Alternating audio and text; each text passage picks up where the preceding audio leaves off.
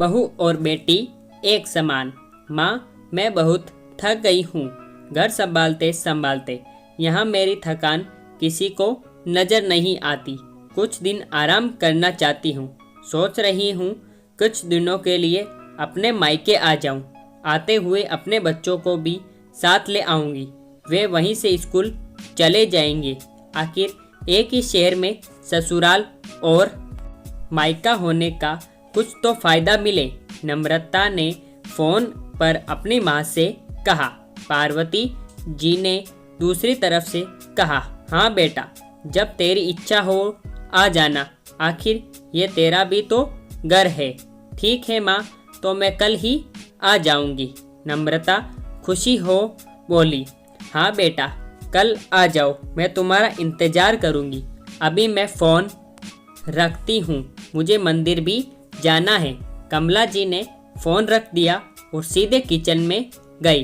Kitchen में खाना बना रही बहू से बोली, अरे अनुपमा, सुनो, कल तुम्हारी ननंद आ रही है। आज बाजार जाकर फल सब्जी और मिठाई लेकर आना। बेचारी मेरी बेटी ससुराल में नौकरों की तरह काम करती है और उस पर कोई ध्यान नहीं देता। यहाँ आएगी, कुछ दिन रहेगी तो उसका मन और तबीयत अच्छे रहेंगे। सास के मुंह से ऐसी बातें सुनकर अनुपमा का चेहरा उतर गया। वे मन ही मन सोचने लगी, काश आपको मेरी थकावट भी नजर आती।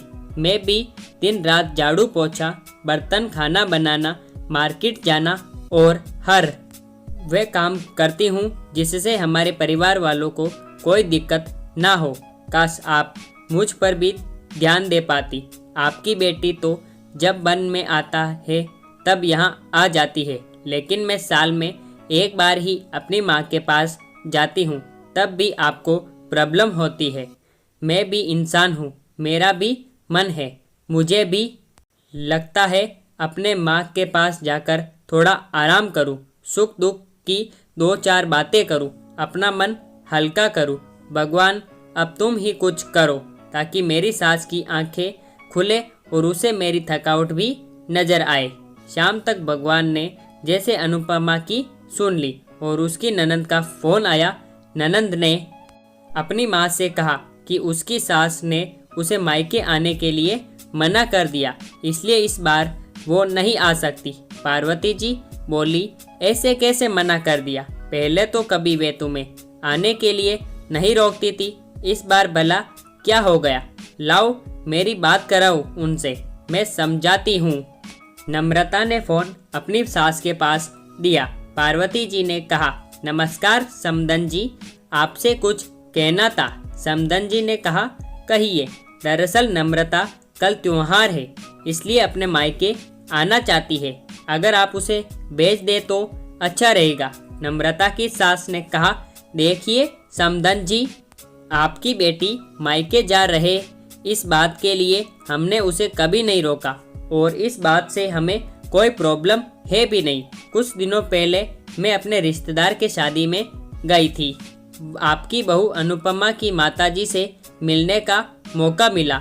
उनसे गपशप करने के दौरान उनकी बातों से पता चला कि अनुपमा को साल में एक ही बार अपने मायके जाने को मिलता है और वे भी बहुत कम समय के लिए। मुझे लगता है आपको पहले अनुपमा को उसके मायके भेज देना चाहिए और वे जब मायके होकर आ जाएगी तो मैं नम्रता को आपके पास भेज दूंगी।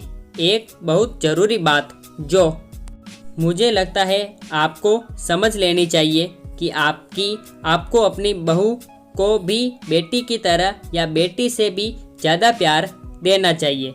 उसे भी मायके जाने की इच्छा होती होगी। हो सकता है नम्रता के वहाँ आने से उसकी आवभगत करने के लिए आप उसे उसके मायके नहीं भेजती होगी, या फिर वे आपसे कुछ कहने से अभी डरती हो। अगर आप उसको घर में ही कैद रखेंगी तो एक दिन ऐसा आएगा जब वे आपके खिलाफ बोलने लगेगी, फिर वे आपकी सुनेगी भी नहीं और जब चाहे तब अपने मायके जाएगी।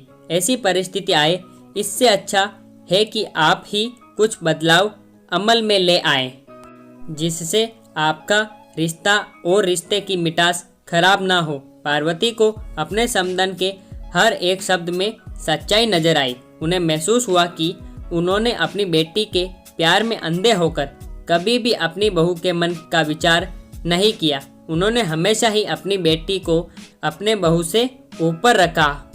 दूसरी तरफ नम्रता भी अपनी भाभी के बारे में हो रही इस बातचीत को सुन रही थी। उसने भी रियलाइज किया कि वे कभी भी अपनी भाभी के साथ ठीक से बात नहीं करती और जब जब वे अपने मायके जाती है तो भाभी थोड़ी उदास रहती है। पार्वती जी ने अपनी बहू को बुलाया और उसे कहा कि अनुपमा, कुछ दिनों के लिए नम्रता नहीं आने वाली है, इसलिए पहले तुम अपने मायके होकर आओ। यह सुनते ही अनुपमा का चेहरा खिल गया, क्योंकि यह पहली बार था जब उसकी सास ने सामने से उसे अपने मायके जाने के लिए कहा था। अगले दिन अनुपमा अपने मायके गई और इस बार 1-2 दिन नहीं, पूरे हफ्ते भर रहकर आई। अपने माँ बाप से, अपने रिश्तेदारों से मिलकर आई और जब वे लौटकर आई तो उसका चेहरा खिला हुआ था, उसकी आंखें चमक रही थी। अनुपमा के आने के बाद नम्रता भी अपने मायके आई और इस बार वो खुद सामने से अपनी भाभी से खुशी खुशी मिली और अच्छे से बात की। नम्रता ने अपनी माँ से बात करके उन्हें भी अच्छे से समझने में मदद की कि वे कहीं ना कहीं अनुपमा के साथ गलत व्यवहार कर रहे थे। दूसरी तरफ अनुपमा अपने ससुराल वालों के बदले रवैये से बहुत खुश थी।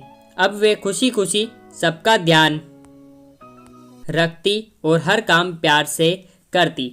वे ध्यान रखती कि कोई भी ऐसी बात या काम ना करे जिससे घर में तनाव का माहौल पैदा हो। पार्वती जी अपनी बहू को खुद ही समय समय पर मायके भेज दिया करती। एक छोटे से बदलाव ने सास बहू और भाभी ननंद के बीच की कड़वाहट को दूर कर दिया और रिश्तों को और भी ज़्यादा मीठा और मजबूत कर दिया।